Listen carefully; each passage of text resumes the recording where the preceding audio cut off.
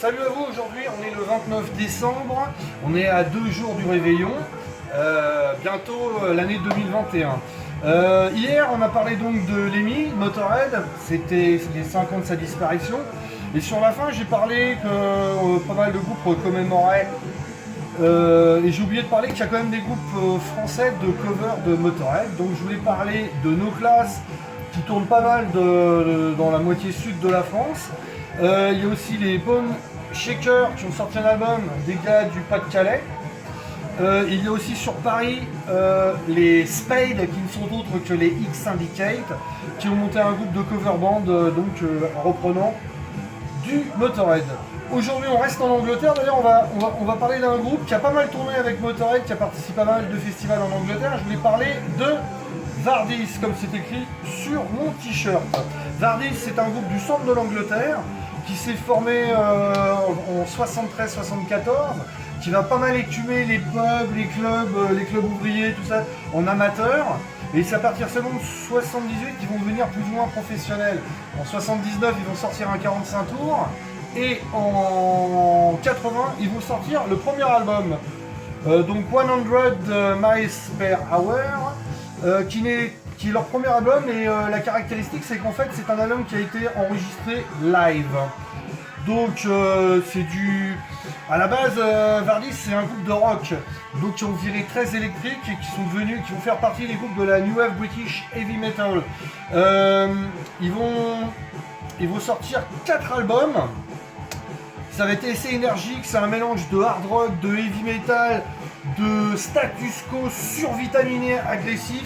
Il y a même quelques morceaux où il y a quelques petites consonances punk sans être vraiment du punk.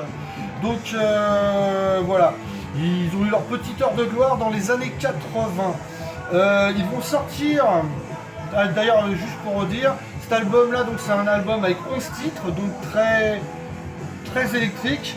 Il va y avoir 2 ans plus tard, il va y avoir The World Inside, et ensuite il va y avoir un album qui va s'appeler Covardis. D'ailleurs Covardis c'est leur premier nom à la base, ils avaient enlevé Co, donc voilà, et il faudra qu'ils attendent 4 ans pour sortir un dernier album qui s'appelait Vigilant. Ils vont se séparer, et courant des années 2000, il va y avoir des compiles qui vont sortir parce qu'ils sont devenus quand même cultes. Tous ces petits groupes là qui ont fait quelques albums et puis qui ont vite disparu. Et ils vont se reformer, ils vont sortir un EP qui s'appellera tout simplement 200 miles per hour.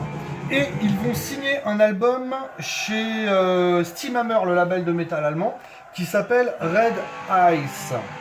Alors à savoir qu'à ce jour, le groupe existe toujours. Malheureusement, au moment de la sortie de cet album, le bassiste Terry Horbury est décédé. Donc quand cet album est sorti, il a fallu que Steve Zodiac, qui était donc le frontman de ce groupe-là, retrouve un line-up.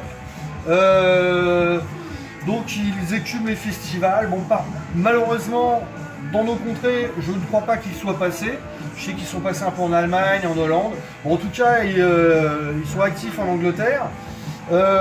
Ils sont aussi victimes du Covid parce que leur dernier concert, je crois qu'ils ont donné, c'était au mois de mars, au 100 Club à Londres. Et depuis, en Angleterre, ils ont les mêmes problèmes que nous en France et comme de pas mal de pays. On est bloqué niveau concert, niveau spectacle.